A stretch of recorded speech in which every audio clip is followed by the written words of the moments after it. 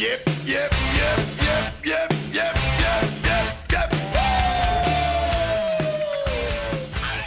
Hello, welcome to the Finnish Football Show. Today it's our absolute pleasure to welcome to the show a current Finland international, a player who's spent time forging his career at home in Finland and in England and Sweden also, now plying his trade in Norway. Welcome to the Finnish Football Show, Robert Taylor. Thank you very much.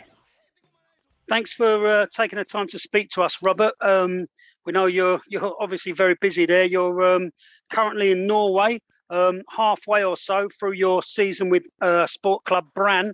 But if I can just take you back to the beginning for the time being, you joined the best club in Finland, Huuhkajat, back at the age of 10. Your dad Paul, who had been a junior at Brian Clough's Nottingham Forest, was playing for Huuhkajat by this time, after previously playing for our bitter rivals Cups. But I guess with your dad, you grew up around football, and going to Huuhkajat juniors was just a natural thing for you.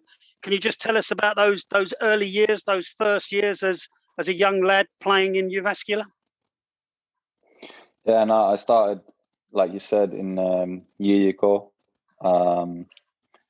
I was born in Kuopio, and when I was 1 year old, we moved to Jyväskylä because my dad started playing for Huuhkajat. And how I got into Huuhkajat was because my dad had a teammate in Cups also called Petri Kuhmonen. And he played in Cups, and then also he played in Huuhkajat at the same time with my dad. They're really good friends. And Petri had a son same age as me, and they started coaching together and set up a team in Huuhkajat. It's a long time ago. And that's how I started in Huuhkajat, and I was there for many years. Yeah, I mean, we'll have a chat through your career, but yeah, you was going out and coming back, and had a couple of spells there at Huuhkajat. I mean, whenever I head to Finland, that's where I'm based in Jyväskylä there. So yeah, I love watching football there at Harju, and yeah, it's obviously having a bit of a struggle at the moment, but there's been some really good times as well there in Jyväskylä. But if we take you back again, as a teenager, you headed over to England for your own spell with Nottingham Forest. Did that come about from contacts that your dad still had at the club, and how did it feel for you to join a club with the stature of Nottingham Forest in England? Yeah, we moved to England, I think it was 2008, with my family to live there. Like, the plan was to live there for a year and to kind of like change up something with our lives. And I think my dad wanted to get a break from Finland since he's been living there for so many years. And so we moved there for a year with my family, and I was just playing for like local Sunday league teams in Chesterfield. And then somehow I think my dad got into like a football school kind of coaching thing. And one of the coaches was also a youth team, like a under 14s coach for Nottingham Forest. And then my dad just, hey, like, come on, my son can show you like a little bit of a skill or something. Like, I was doing some tricks for him, and then was like, yeah, we can take a look. And he set me a trial. He got me a trial for Nottingham Forest then under 14s, and I was on trial for quite a bit of time. I think it was like 5 weeks. I was on trial for 5 weeks, and then after the 5th week, they said, oh, they want to still look at me a little bit. And then my dad went like, he said, no, if they liked me, they would have had me by now. And then, but the coaches kind of got him to still like take me to training and stuff. And it was only a week later since that happened that they signed me. And then I played for Nottingham Forest under 14s for a year, and then we went back to Finland after that, back to Huuhkajat. Yeah, I was playing for A juniors, B juniors, can't really remember exactly. And then when I was 16, I went back to England. Yeah, I mean, after as you said there, you had a year or so at Forest, and then you were back at Core. But I think it was around 2011 that England came calling again, and you joined Lincoln City. Around that time, the age you were getting to at that time, was it a really big thing for you, considering your father being from England and your own English heritage? Was it a massive big deal for you to try and make it in England? Yeah, definitely. So the thing what happened with Lincoln was that I was playing with Forest under 16s, playing against Lincoln under 16s. I was on trial for Forest to get a youth team deal, a scholarship, and then we played against Lincoln, and the Lincoln coach came up to me and my dad and said, like, we want to sign you, we want a scholarship, we want to give you a scholarship. And I was really excited. I was thinking, okay, this is going to be amazing. Lincoln, they're playing League Two and everything. This was around, if I remember, it was like during the winter anyway. And then I had to come back to Finland and then leave for England for that scholarship contract was after that summer when I came back.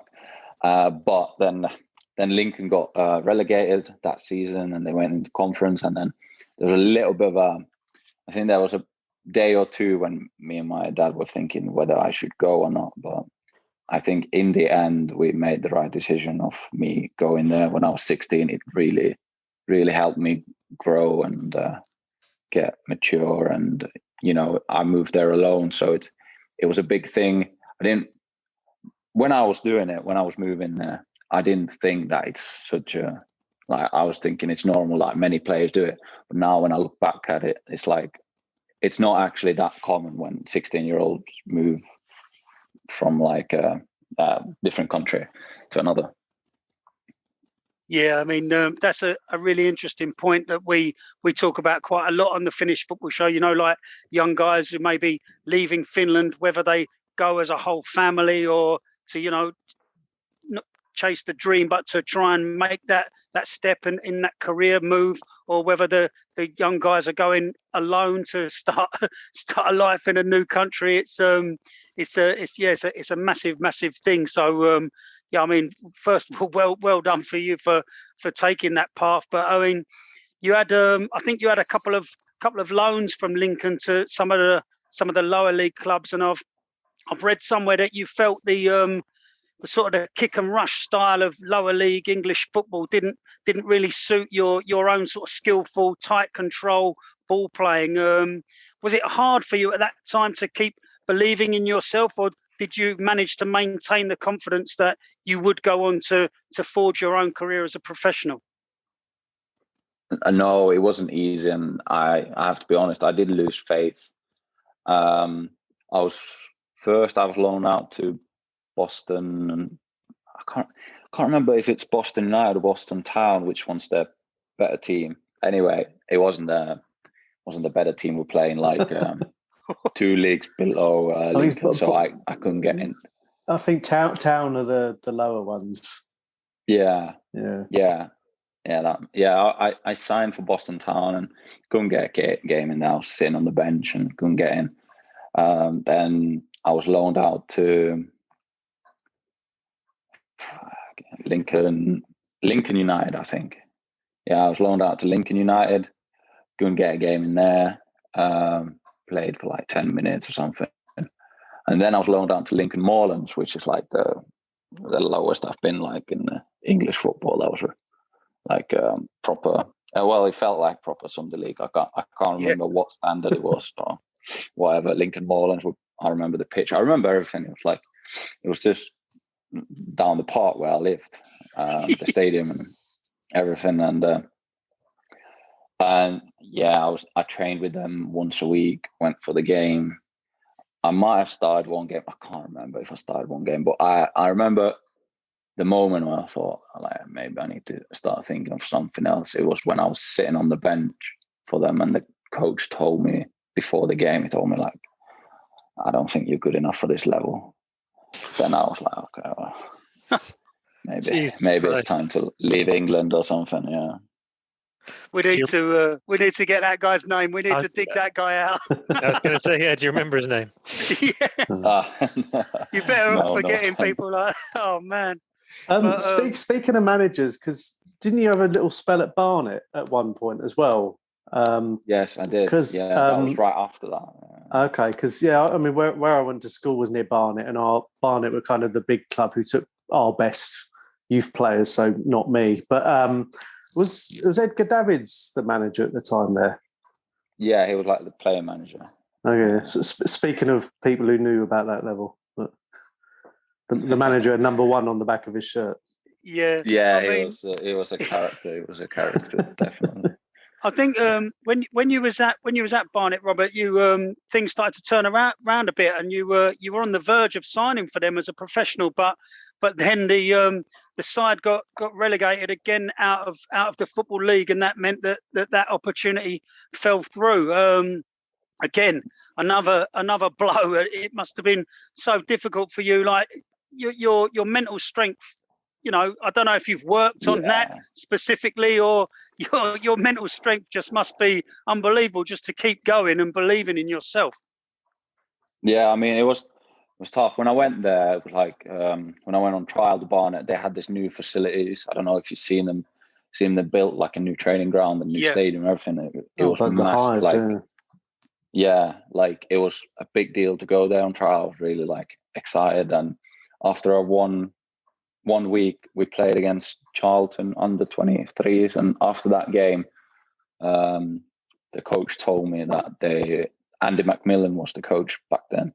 He told me that he knows that they want to sign me as give me a pro contract. And I was really excited. I told my dad and everything. And then I was still there for like weeks after. I was like all the way till end of the last game they had. And then they get relegated, and I'm like, I didn't know what was going to happen. I go to the ground, and I can't remember who even told me. I was just out of it. They just told me like, look, like we can't do anything for you at the moment.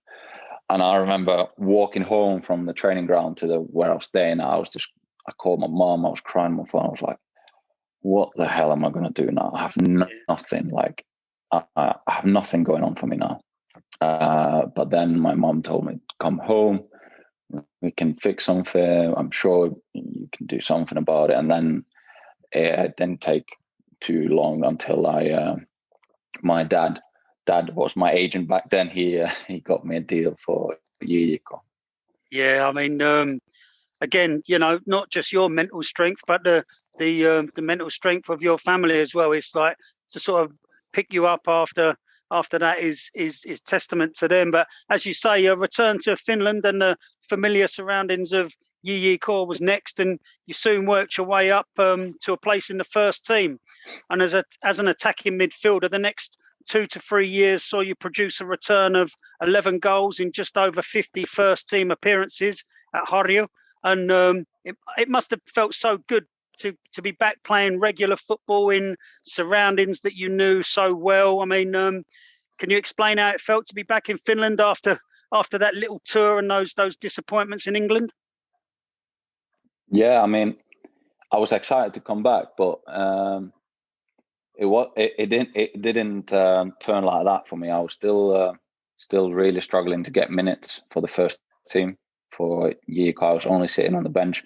I didn't make my debut for the first team until end of summer, I think it was, like August, September. I can't really remember exactly, but I was playing third division football, Villiketut, the Huuhkajat's reserve team. I was playing for them many games. I was playing for A juniors. I couldn't get into the first team, and then the last, I think I played in the last 11 games of the season. I got like Veikkausliiga games in back then, and then I started to feel like now I'm getting back into like playing football. Now it's like fun again, and I started to feel important again because it doesn't feel nice to get kicked out all the time, and now you start to like you're getting they're giving you trust, the team's giving you trust, they're giving you minutes and stuff. And then we got relegated that year with JJK. That was like that was quite clear quite early on of the, like it didn't go until the last game. Like it was quite clear that we got relegated early. And then in Ykkönen I played a lot. Yeah, Pasoja gave me a lot of responsibility on the pitch, and I got a lot of men's games, men's football. So that was really good.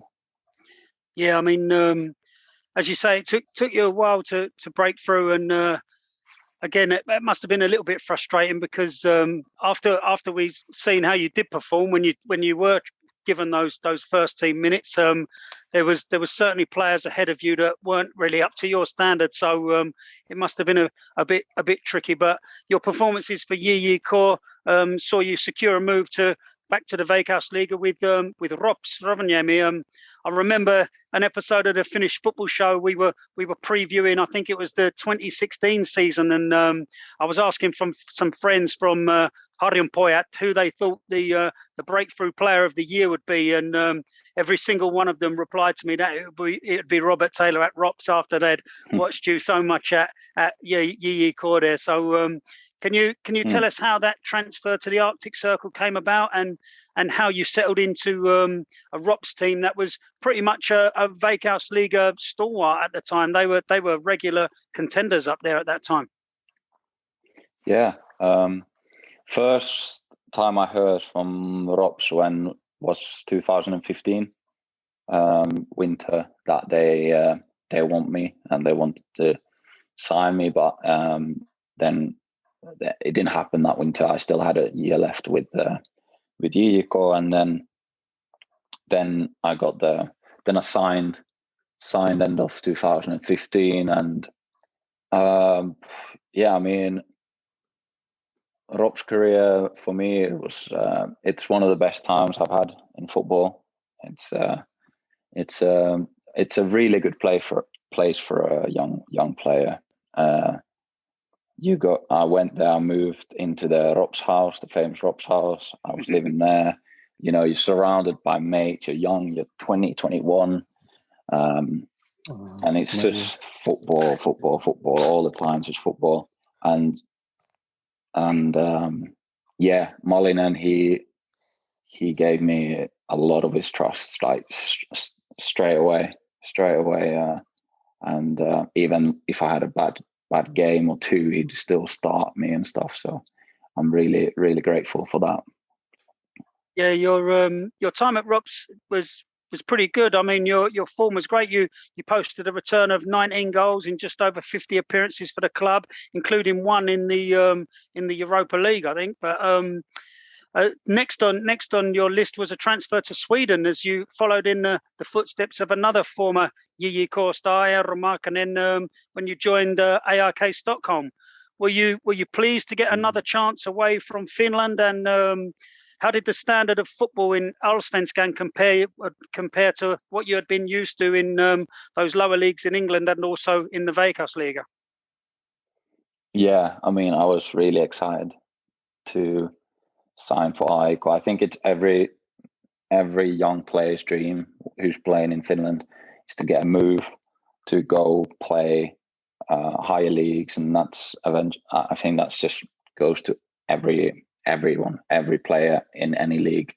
Here in Norway, all the young players want to go abroad and stuff like that. So I think that goes for everyone, and it happened for me, which was really, really happy about that. Yeah, I remember first training, first few weeks for me was just trying to keep up, honestly, like trying to keep up with the standard of the training and the games. I didn't play for a while when I signed for AIK. I think it took like a month for me to get my first minutes, and it was a big difference for me when I went from Veikkausliiga to AIK and to Allsvenskan. It was a big difference, and I didn't really perform to impress the coach as much as he wanted me to. I got one got my debut, and after that, I didn't really get too many minutes until the last 2 games, and then I played some minutes, and yeah, that was my time in Allsvenskan so far.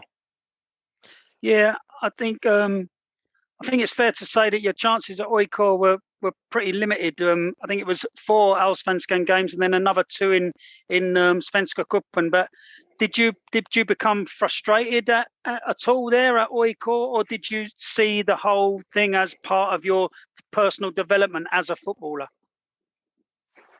At the start, I was okay with it not playing. At the start, I was just thinking in my head that I need to work hard. I need to impress the coaches. I need to just show them what I can do. But then when it came to 2018 preseason, and it started to look like, again, that I'm not going to be one of his starters, then it started to get really frustrating, because I felt like I deserved to start, and I felt like I at least have somewhat of a role for the club. But then I went to Tromsø to get some minutes, which was really good for me. Yeah, that was a loan initially, wasn't it? I mean, but just before we move on to Tromsø, where you're just stepping back a bit, your move to Sweden came around the same time that I believe you made your debut for the Finland A national team after appearances for Huuhkajat at several youth levels. Was international football with Finland always a dream of yours, or is there that half that pulls towards England, or how do you consider your mixed half English heritage? When it comes to football, it's always been Finland. It's always been Finland national team over England. It's never even been in. I mean, I have to be realistic. When I'm sitting on the bench for Lincoln Moorlands, I'm not going to get into the England national team anytime soon. So, I mean, that wasn't going to happen. And I mean, to play for Finland's always been like a dream. When you grow up in Finland and you watch the games on TV, and you see Litmanen play Huuhkajat and all these big names playing for Finland, it's like it would be amazing to play for them one day. Mm. Yeah.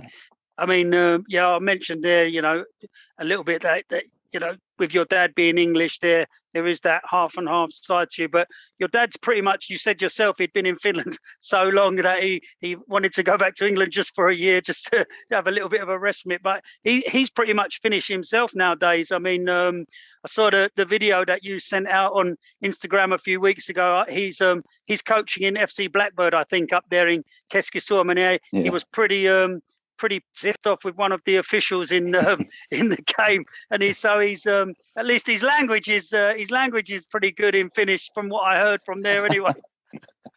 Yeah, he knows the most important words at least. That's it. And to be fair, after I watched that video, he had a point. That I think it was the lines when he was having a go at. He needs to have another look at it. The offside call is one of the craziest calls I've seen. Yeah, but it was it's funny. It's really funny. It was pretty funny. So how's your dad getting on there at FC Blackbird? Is he enjoying himself up there? Yeah, he is. He's like the head of youth for them, and he's involved with everything that goes around with Blackbird. He's training with them. He's playing in the training games with them, and just all the time involved with them. I think he's really enjoying it. Cool. Can't leave it alone, eh? Can't leave it alone. But no. As you said, you went to Tromsø initially on loan around 2018. There was a bit of a mini Finnish revolution going on at that time in Tromsø. Fellow Finn Simo Valakari was there, and did the fact that Simo was the manager and his son Onni was there, being at the club, did it make it easier for you to join? I mean, Onni wasn't there when I joined them. Onni joined that summer. I joined really start of the season. Yeah, I mean, Simo really seemed interested in wanting me to get there, and I was playing right wing back at the time, and it felt like Tromsø needed a right wing back, and of course, as a player, it didn't. I mean, I didn't look at it as he's Finnish. He's a Finnish coach. I'll go there because of that. It was like more like he wants me there, because it really felt like good that a coach really wanted me to go there. And then I go there, I sign that loan deal, and after 2 trainings, he's already starting me to play in the Elitserien, which was like a really good feeling that I straight away getting into the team and feel important again, kind of, for the team. Sure. Yeah, I mean, it was a pretty decent first season. The Tromsø club achieved their goal of staying in the top division, but a year later the club was unfortunately relegated, and you made the move to Brann. Obviously, no player enjoys being relegated, but can you explain how you felt about your own game at this time? You chipped in with 4 goals from 27 appearances, and can you also tell us how you feel you'd settled in there in Norway? Was it coming from Finland? Was it an easy transition to make? I think I settled in quite well with Tromsø. It's a small place. Tromsø is a small place. The players took me in well, and it wasn't that was never an issue. The year we got relegated, obviously, it's a really tough year for everyone.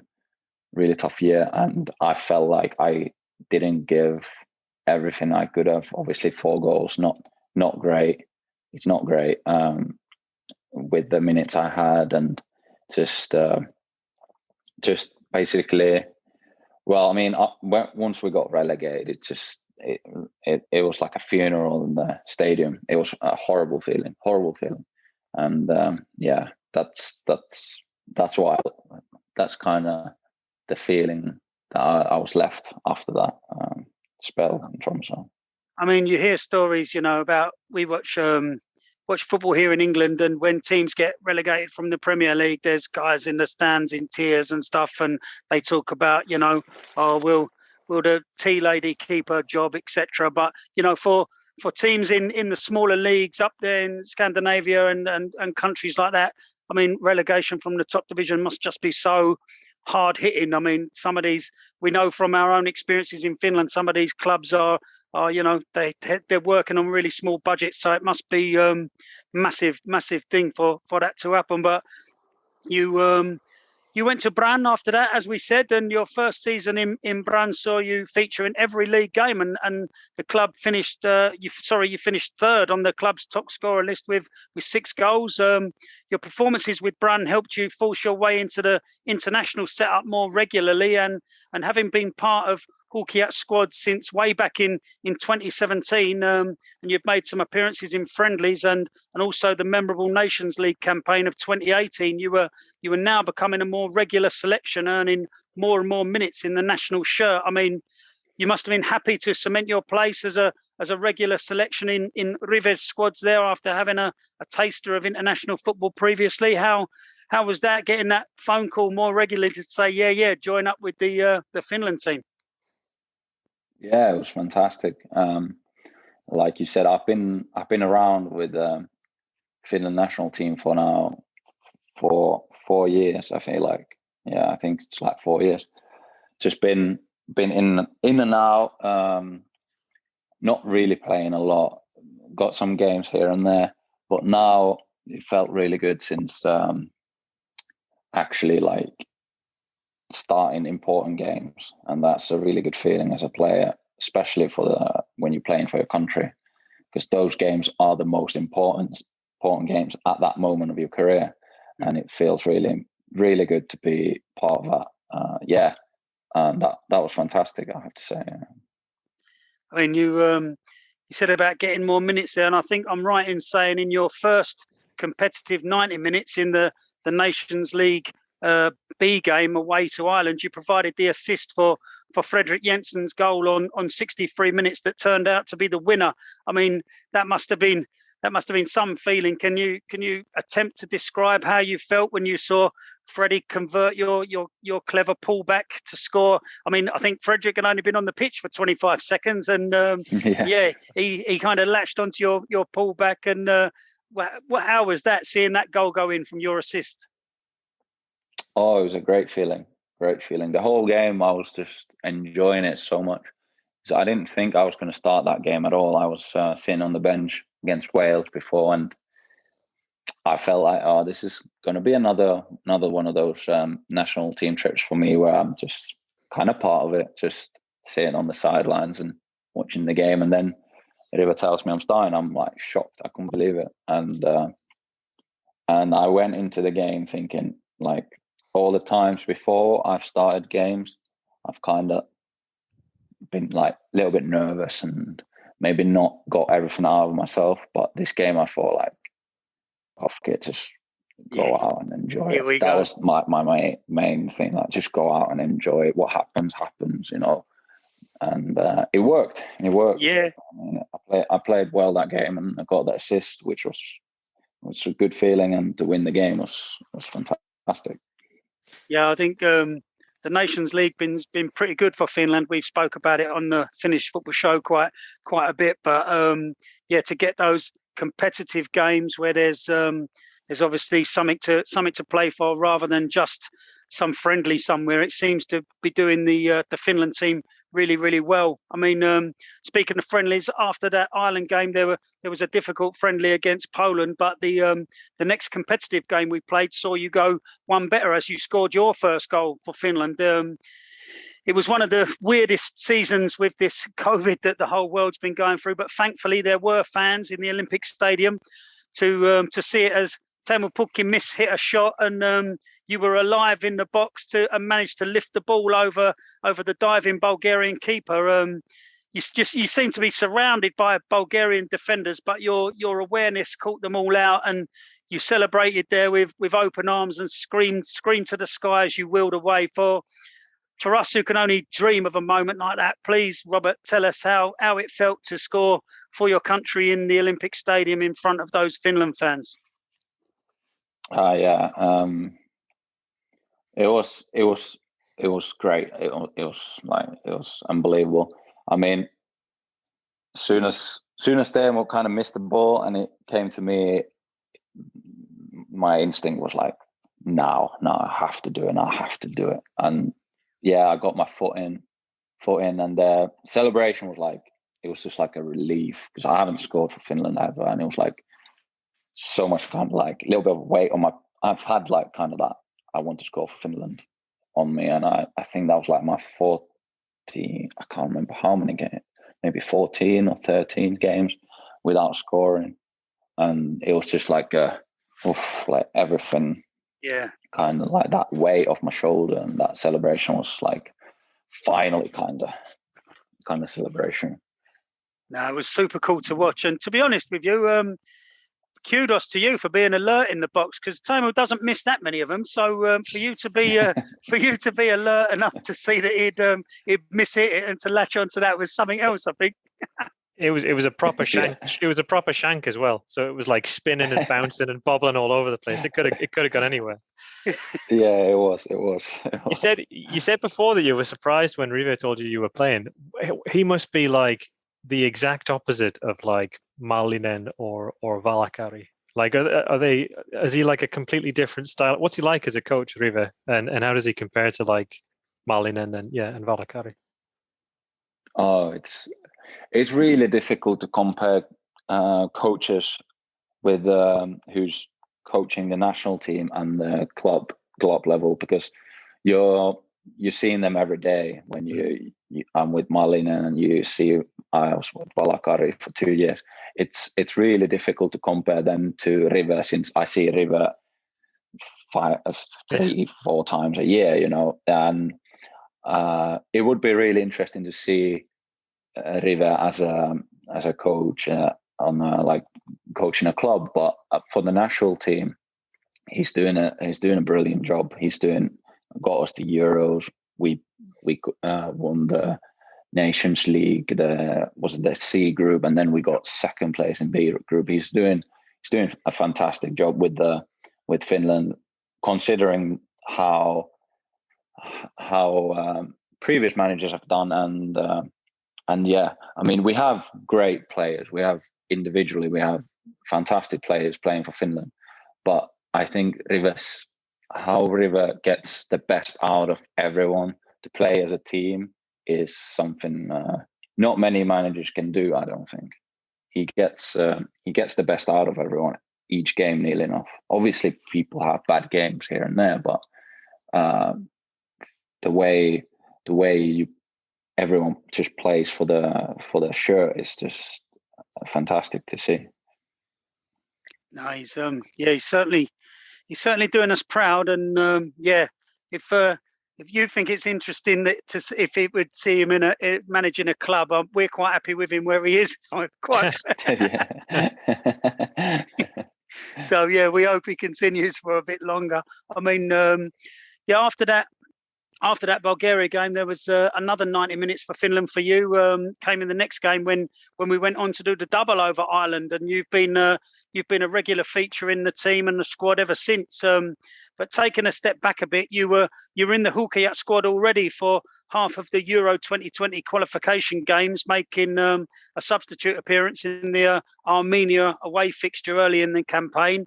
And then by the time we got to the business end of the campaign, you were back in the squad, and you was an unused sub in the now famous victory over Liechtenstein that secured our place at our first ever major tournament for the men's team. Can you describe, Robert, your own personal feelings of being part of the squad that made history on that night, and what do you remember from the evening itself and the events that unfolded?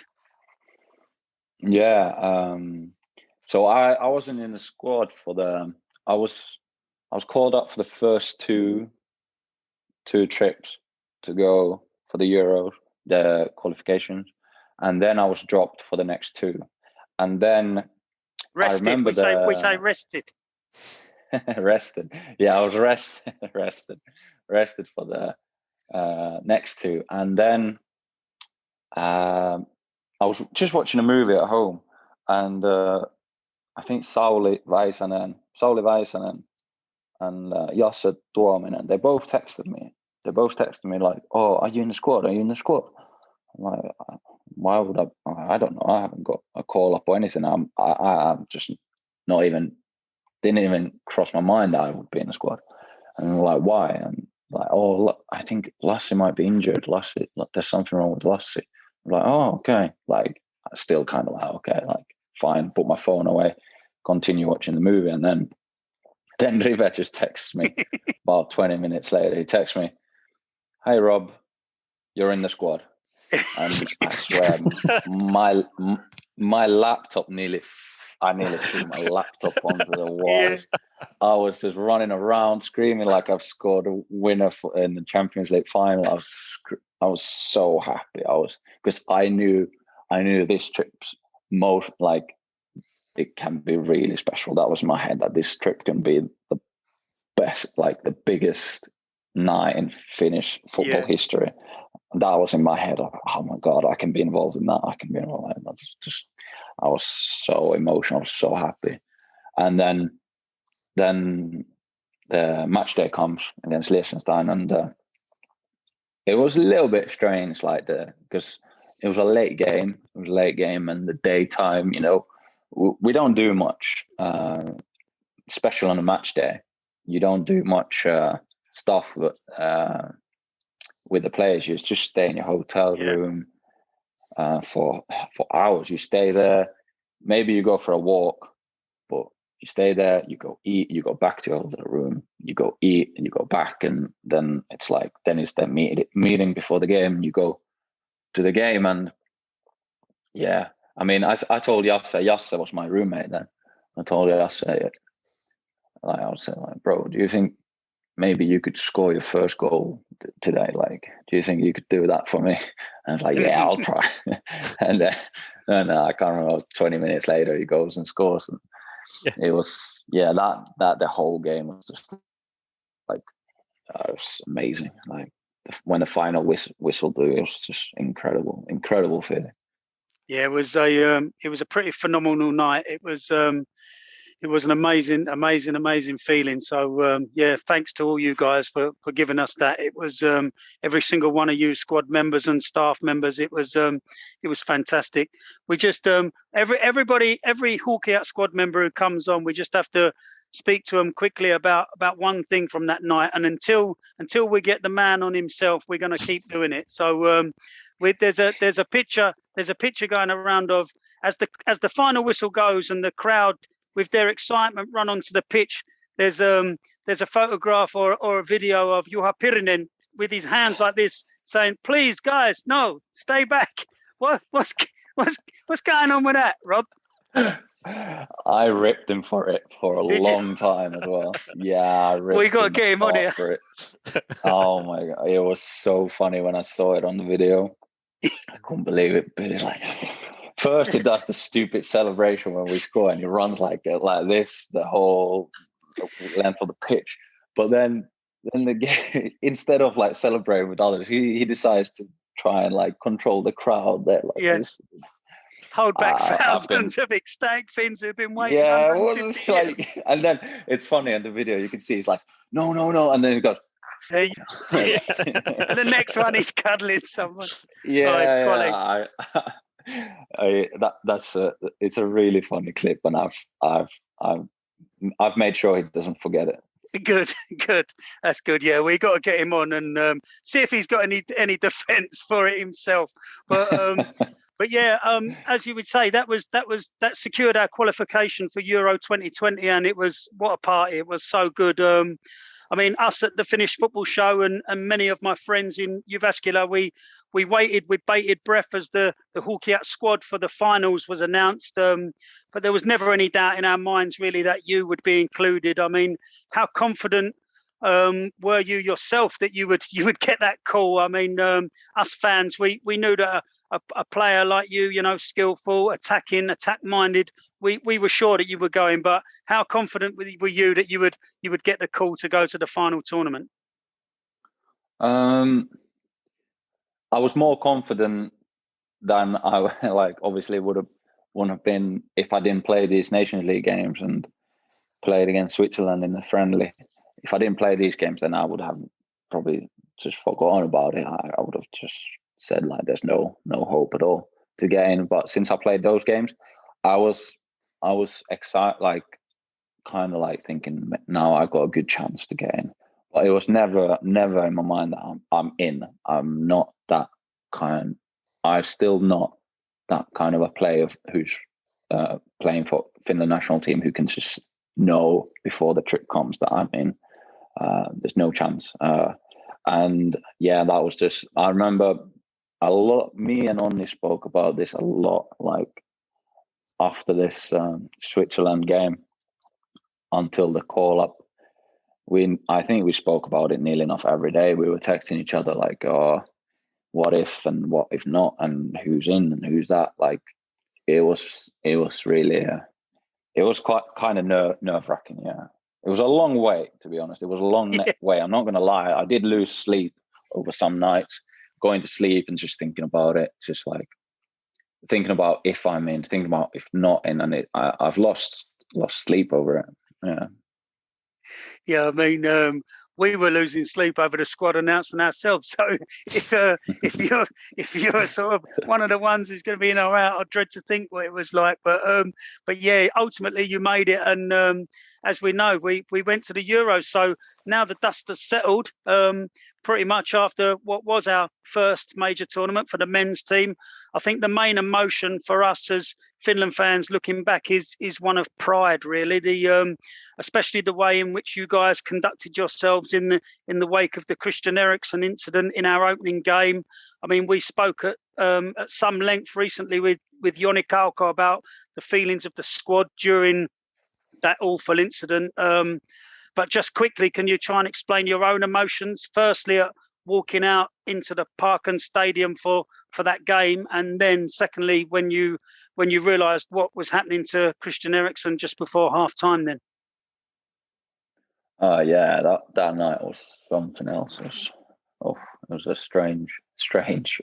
I think it's the strangest strangest evening I've ever had in my whole life. Like, first we go out to warm up, and the fact that the fans are back, it was like, whoa, like that was the biggest, like, wow, it's amazing to have the fans back. You go out, warm up, there's the Finland fans next to us, they're cheering, and then the rest of the stadium are booing us. Obviously, it's not nice to get booed, but it's kind of good feeling because there's a lot of people, and you know that it's going to be a big game and stuff. And we were warming up, and then game comes, and then that happens with Eriksen, and whoa, it was just, that was some, like, I was sitting on the bench, and I'd seen him fall, and we were just wondering, like, what it could be. We were thinking, like, surely he's going to get back up. Maybe it's something, like, maybe he got hit in the head. I didn't really see exactly. I just saw him fall. But then I started seeing him get CPR. CPR, right? Yeah. Yeah. Starts getting CPR, and then it's like, then my heart drops, and everyone on the bench and obviously on the pitch who saw that happen, it's just like, you get your hand on your head. It's like, oh shit. That lasted for too long. It was just so long. And then we went into the changing room, and for like, it lasted like an hour, I think, or something like that. I can't really remember. None of us said a word to each other. Like, everyone's just dead quiet in the changing room. You're just there. Some of us were on the phone trying to look for news, trying to see if there's anything, go on Twitter, if some updates, anything, just trying to like follow it through. But yeah, it was just dead quiet. And then we got obviously the information that we're going to carry on with the game. As soon as we hear something positive from there, that he's stable in the hospital, then we can carry on with the game, because Denmark wanted to finish the game there. And we respect Denmark, and we will do exactly what they want to do. It's not our emotions are not they're not the private, they're not the number one thing that we should be thinking about. But yeah, so then we carried on with the game, and then we win the game, and it was like, I think it was like, one of the players came up to me like, is it okay to celebrate? Can we go crazy now? And I was just thinking, like, to be honest, man, I don't know. I don't know. But then we celebrated with the fans. Of course, they deserve to celebrate with the fans. But we celebrated the win with the fans. But once we're in the changing room, it was quite calm. It was really calm. It didn't go over the top at all. Not at all. We go back to the hotel, have dinner. It's just, everyone's just thinking about Eriksen, not at all about the game. Nothing about the game. So yeah, that celebration was quite quick, and yeah, it's obviously because of that what happened. Yeah, I mean, Mark Hayton, our man there, he was in the stadium, and just echoes exactly what you said. I mean, we all sort of, myself and Rich there, we were based in a pub in London watching the game, and same as you guys, exactly those questions. There was, are we allowed to be happy about this goal, this victory, this amazing penalty save? Are we allowed to celebrate? But yeah, I mean, as you say, the travelling fans did appreciate you guys coming over and giving your thanks for their support. So I think you'll echo that, won't you, Mark? Yeah, and I mean, the Danish fans were also awesome. Like, after the game, I think there was no, there was obviously, there was the booing at the start when the teams came out, but then after the incident and everything after that was cool. Like, all the fans were in the same bars together, hanging out together, and just kind of going through it. So yeah. I mean, ultimately, on that strangest of days, we came away from our first ever game with a victory and that amazing penalty save from Huuhkajat. But as we move on, we come to the Russia game, and I think everyone now sees that as a missed opportunity. As the game went on, we seemed to become more and more frustrated as a team.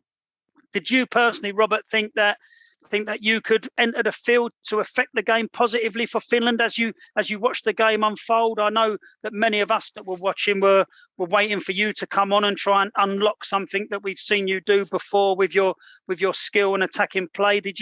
Were you sitting there on the bench thinking, I can get on and do this? Yeah, I mean, I think many players obviously feel like that they should be playing and they should be on if the team's not doing so well. But yeah, I felt like, of course, I feel like I could have given something for the team in the Euros. I could have maybe helped, especially against Russia. I think that Russia game was the one that I could have probably changed in some ways, hopefully. Like many others feel like that they could have changed the game. But yeah, definitely. There's one photo doing the rounds, and I think it was after Teemu had been taken off, and there's sort of half the players who'd been taken off were sitting there looking a bit frustrated, and half who'd wanted to come on. I think Marcus Forss was still there as well. After winning the Denmark game, was the attitude going into the Russia game different? Obviously, a lot of people didn't expect Finland to beat Denmark, and the circumstances were different and everything. But was there a change in the outlook of the team or the coach going into that Russia game that made things a little bit more conservative? No, not. I don't really remember if there was any of that, but I remember that everyone went to the game thinking I went to the game, even though I don't think I wasn't even on the bench that game. But I went with the team, and obviously I went with the team, and everyone in the change room was feeling like, now we got a chance. Now we got like this has given us a chance now to go through. If we just get a point, even a point can be enough. Let's just do it. Let's just get it done. And then we were extremely disappointed after the game because we felt like there was so much more that Finland could have done or gave us fans. Like we could have probably been more positive with the ball, and just overall the game could have been better from us. Yeah, it panned out. You know, the Russians were quite clever. I think, especially in that second half, they didn't. You know, they seemed to go down quite easily. But that's what happened there. Going into our third game, there was still hope that we could qualify for the next stage. But obviously, getting a result against a team like Belgium was always going to be a tall order. We played some great stuff and kept them at bay for much of the game. But a cruel own goal from Luke was really our undoing. Despite the fact that we didn't manage to go to the second phase, can you express how it felt for you personally to be at the tournament, Robert? And how do you see the future of Finnish football now that first hurdle has been cleared? Yeah, from the Euros, I have mixed feelings, obviously. I'm honoured to be in the squad. I'm honoured to be part of it. I've seen everything that goes with the team inside and outside the pitch. But obviously I still like, I was really disappointed not to get a minute on the pitch. That would have been incredible to play in the Euros. But I think over time, the more time goes by and more of my career, just hopefully my years still go on with football, I can most likely look back at Euros thinking that it was an amazing experience. At the moment, I'm thinking like, I wish I played. That's the main thing that's on my mind at the moment. It's like, I wish I've played at least a minute. But I reckon over time I'm going to look back at it like as an amazing experience. Yeah, especially after you get a load of minutes at the World Cup coming up, that will you won't worry about that so much anymore. Yeah, let's hope so. Yeah, I mean, getting back to club football, Robert, your own personal performances for SK Brann this season they certainly don't warrant the club's current Eliteserien position. Again, you've been contributing with goals and assists, and your penalty to win the match against Sandefjord on Sunday was an absolute thing of beauty. I mean, you paid tribute to Chelsea star Jorginho for the inspiration, but I've got to be honest with you, mate. It looked much better seeing a Finn score a goal like that. Yeah, I was a bit nervous taking that penalty, I have to be honest. I mean, I sent you a message saying, have you practiced that or what? And the reply from you came back saying, yeah, once or twice. But still, to in that pressurized moment, to that little skip and jump and to slot it away, it must be so much pressure, mate. I don't know. Yeah, I mean, with everything's going on around the club at the moment, with the scandal and stuff like that going on with the fans, they were on our back at the start of the game, and just the situation we're in. Like when you look at the table, it was just a must-win game, and then I mean, you could see what the win meant to all of you and your Brann teammates. I mean. Do you, as a team, do you collectively maintain the belief that you can go out in the second half of the season and put in the performances to pull you clear of where you are at the moment? I mean, we have to believe it. If we don't believe, then we can just forget about the season. We have to. We have a game tomorrow away at Krsitian. It's going to be a really tough game. The thing is, what would probably boost our confidence a lot is to get results in a row, get a win and hopefully another win or a draw.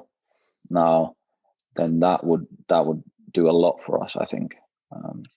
But just to go and win one game and lose the next one, and maybe get a draw next one and lose it doesn't do a lot, you know. Yeah, I mean, it seems from watching from here, it seems to be there's been quite a few of late goals going against you guys that have cost you in matches. I mean, it just seems, just get into that final whistle. But hopefully, you guys can sort that out and get yourselves where you need to be.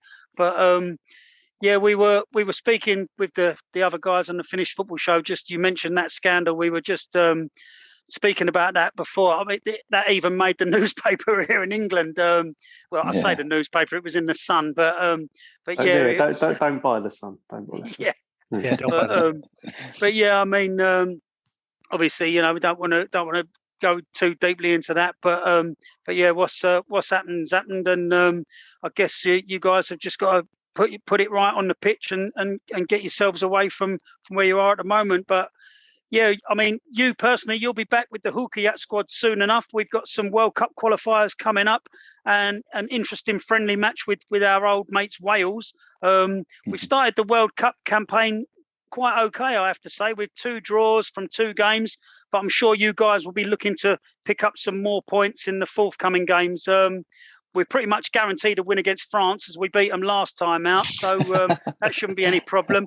And I mean, how confident are you guys that you can make it to the World Cup from this group? Yeah, I mean, it's a really tough group. Everyone knows that. But I think we are really confident at the moment. It's going to be, to get into the World Cup, it's going to be tough, whoever you're in the group with. But I think we are really confident, and we'll just go with one game at a time. You can't really start thinking too much ahead. You just have to focus on the games that's coming now and hopefully get a win. Yeah, I mean, we'll be doing our own preview of those games, and as I said just there, we're all salivating at the thought of another win over world champions France. So yeah, looking forward to that one. But well, we certainly hope to see you feature and get some minutes over the course of these games, Robert. And obviously, we really do wish you the best of luck with Sport Club and Brann, and for the rest of the season. It's clear for all to see how hard you work and that you give 100% every time you enter the pitch. I mean, the look on your face when you score, and you can just see it. It's written all over you how hard you work, mate. So we really do wish you the best. You guys, you yourself, the way that your career's taken a few tumbles and turns, you're an inspiration to anybody who wants to make it in this game, and for young Finnish players who leave their home and go abroad. Honestly, mate, you're an inspiration to them all. So I know everybody in Jyväskylä is proud of you and proud to call you one of our own. Yiko, and us at the Finnish Football Show as well. Like we just love watching you play, mate. So thanks for spending some time with us today. We really appreciate your time. Okay, so that was Robert Taylor. If you wanna listen to any of our previous interviews, we've interviewed people such as Aki Rihilahti, other legends, Eero Markkanen, Lukas Radetsky, Joni Kauko. All of those episodes, as well as our own regular Finnish Football Show episodes, are live on our YouTube channel and in our archive on the website and Podbean, wherever you get your podcasts. We'll be back with another show soon, but in the meantime, you can follow all of us on Twitter. I'm at Keke. Rich, where are you? SK Suomi. Producer Mark is at Explore Finland, and Mark Hayton is at FC Suomi. You can also follow us on Facebook. Just search for the Finnish Football Show, and Instagram. Just search for the Finnish Football Show, and you'll get all your news and reviews coming in there. So thanks for listening, guys, and we'll see you soon. Moi moi.